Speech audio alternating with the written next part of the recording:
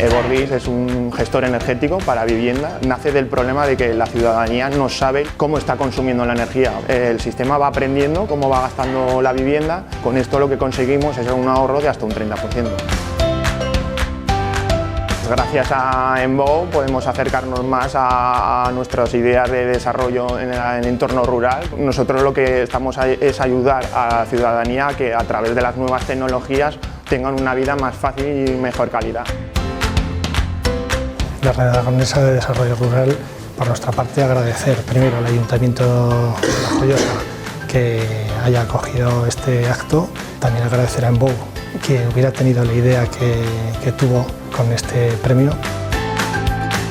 Nos hace especial ilusión otorgar a unos emprendedores rurales este premio que sin duda les va a ayudar en su modelo de negocio, y por otro lado nos hace también especial ilusión porque, como se ha dicho, es un proyecto de base tecnológica y de unos emprendedores jóvenes como fue en su día el proyecto de Enbow.